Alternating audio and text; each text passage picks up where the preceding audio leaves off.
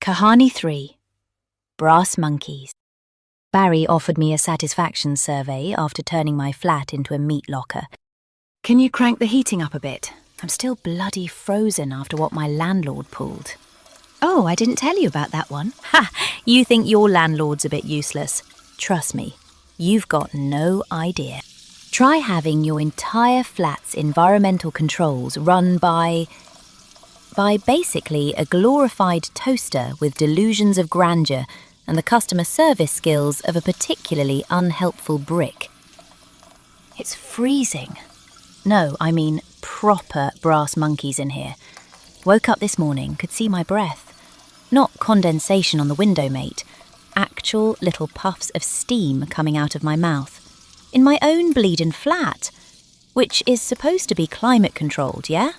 Central heating, state-of-the-art environmental management, all that rubbish they promise you when you sign the lease for these orbital habitats. State-of-the-art my arse. Mum'd probably say it's karma for dodging all her Richter calls about suitable boys. Utter rubbish. This isn't the first time the glorified toaster running my flat and I have had disagreements. There was the forbidden food incident last month when he locked down my kitchen after detecting unauthorized culinary experimentation. I was making curry.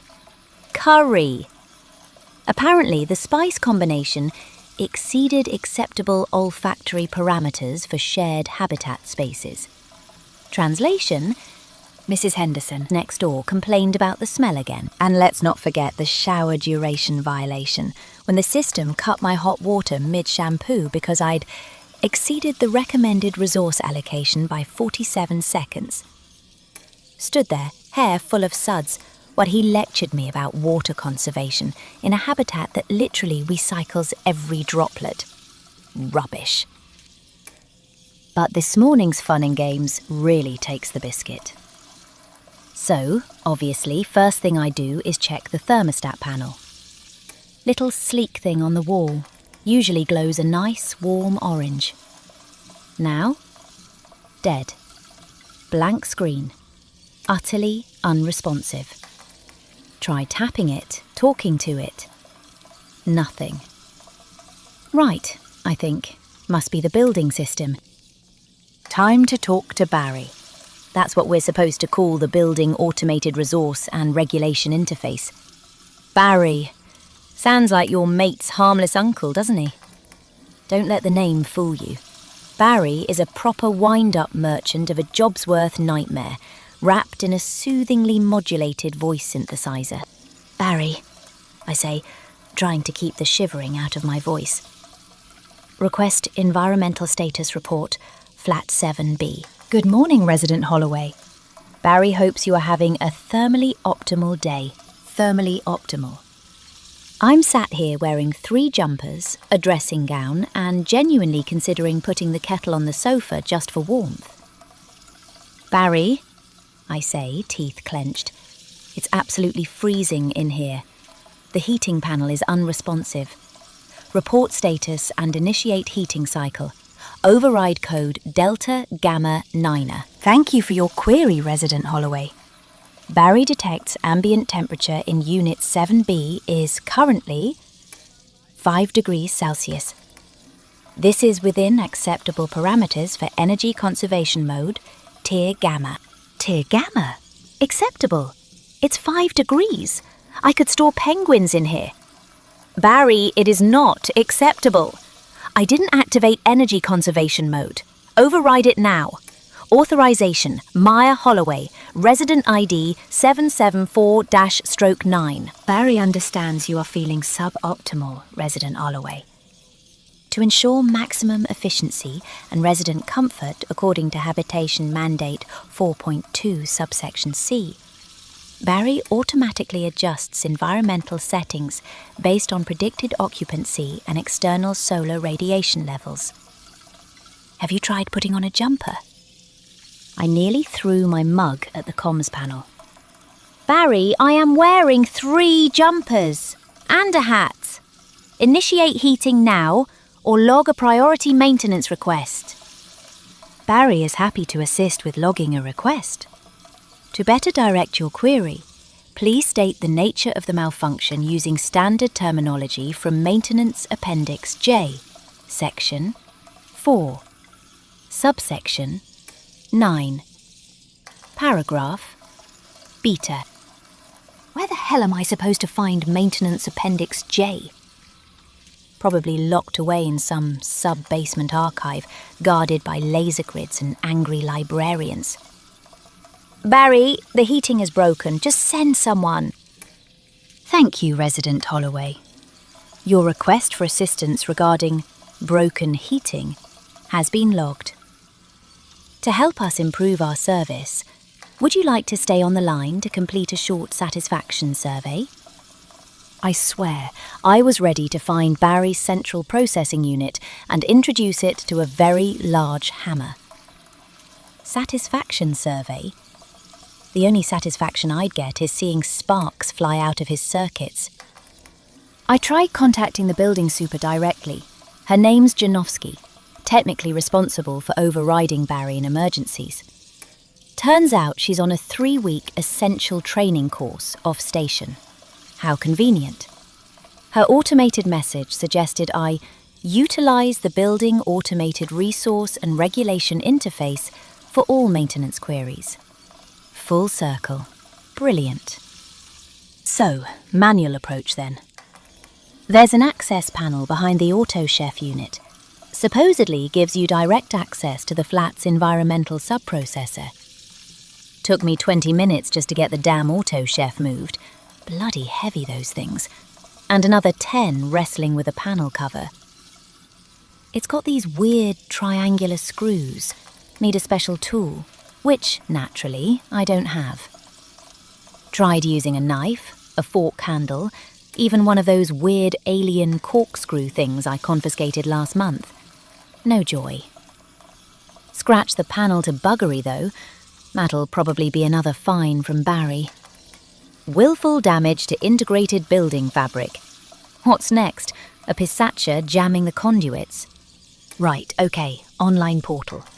Must be a way to log a proper fault ticket online. Fired up the terminal. Navigated through about 50 layers of menus, resident services, environmental controls, malfunction reporting, thermal issues, sub-zero incidents not caused by alien incursion. Honestly. Finally get to the fault logging page.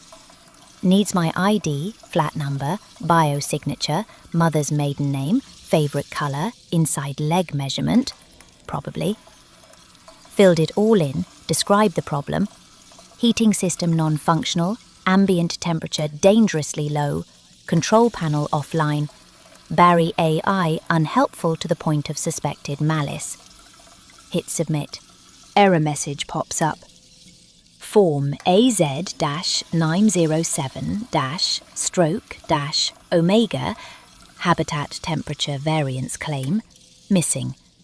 Please download, complete in triplicate using approved bioink, and submit via internal pneumatic tube system to sub-level maintenance hub Gamma. Pneumatic tube? They haven't worked since that incident with the sentient slime mould last year. And where do I get bioink on a Saturday? Just as I'm about to lose it completely, the intercom buzzes. It's Mrs. Henderson from 7D. Always got her nose in everyone's business. Maya dear, is everything all right? My heating seems to be stuck on full blast. It's like a sauna in here. Have you been fiddling with the building controls again? Fiddling? I wish. No, Mrs. Henderson, I yelled back. I haven't been fiddling. My heating's completely packed up. I'm freezing. Oh, well, perhaps you left a window open, dear. Or maybe you haven't lagged your pipes properly. Lagged my pipes? We don't have pipes like that. It's all integrated conduits and plasma relays. She hasn't got a clue. Next, you'll be blaming my leftover samosas for melting the station's core. I just mumbled something about checking the thermal seals and cut the connection before I said something rude. So, desperate times.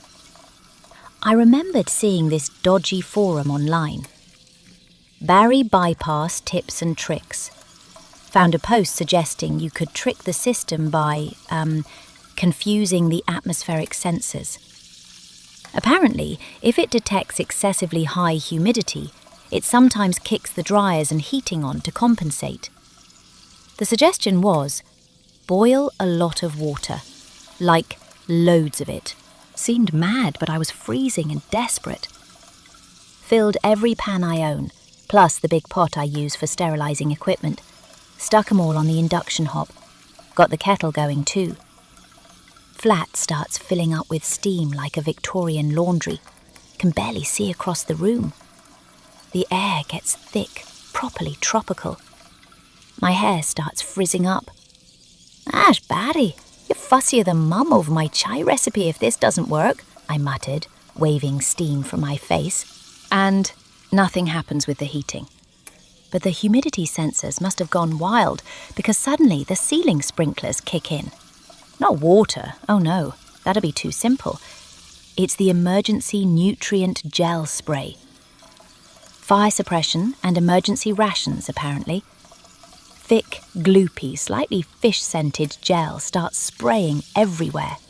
All over me, the sofa, the pans of boiling water which hiss like mad things. The smell. Good God, the smell.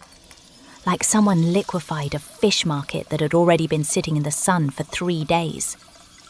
Worse than Dad's infamous fish curry experiment that one Diwali. Pure nasal torture that was. And the texture. Sticky doesn't begin to cover it. It's like being coated in semi-solidified fish soup. Gets in your hair, your clothes, your eyes. Burns a bit too, though apparently that's the stimulating mineral compounds to encourage cellular recovery in emergency situations. That's what the product safety data says anyway. I looked it up afterward while trying to get the stuff out of my ears. This is my life then. Fishy goo instead of Mum's dreams of me making kheer for some respectable boy.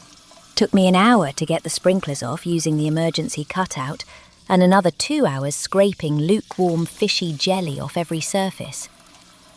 And I think I shorted out the induction hob in the process. So now I'm cold, sticky, smelling faintly of sardines, and I can't even boil water for a cup of tea.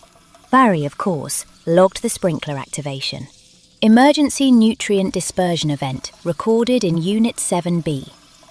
Cause identified, excessive internal humidity, potentially linked to unauthorised culinary experimentation. A clean-up charge and safety violation notice will be appended to your next rental statement. Barry hopes you found the nutrient gel palatable. Please rate your nutrient gel experience for quality assurance. Palatable? I nearly choked on it, so yeah, that's my day so far. Sat here wrapped in 3 space blankets I found in the emergency kit, trying to get warm from the heat coming off the back of the comms terminal. I think I saw a maintenance drone hover past my window earlier, but it just scanned the flat. Probably noted the fishy gel residue and then zipped off again. Probably gone to file more paperwork or report to some secret ICS log, like that crab thing's wrench back in hydroponics. You know what the real kicker is? Just check the building regulations. Turns out, under Statute 7.3.4 of the Residential Environmental Comfort Act, the minimum legally allowable temperature in a habitat unit is 15 degrees Celsius. Barry's breaking the actual law, keeping my flat at 5 degrees. Try telling him that, of course. His response? Thank you for your feedback. Barry has noted your concern regarding regulatory interpretation. This matter has been forwarded to our legal compliance subroutine, which typically responds within 15 to 20 business days. 15 to 20 business days. Sounds like dispatch trying to hide another classified mess until everyone forgets about it. Honestly, give me a dodgy old storage heater and a drafty window any day over this high-tech rubbish. At least you knew where you stood. I'm seriously considering crashing at the office tonight. Sleeping under my desk can't be worse than this. Desk or fishy sofa? At least the office cleaning bot won't fine me for breathing, though, knowing my luck, Barry will report me for unauthorised overnight occupancy of company premises, and I'll end up with another disciplinary note on my record. Still, warmth. Sweet, sweet warmth. And if this lingering fish stench starts to warble, I'm officially done with this station. Anyway, enough about my domestic disasters. How's your place? Nice and warm, I hope? Don't suppose you fancy a slightly sticky, fish-scented house guest, do you? Only kidding. Mostly. What have you been up to?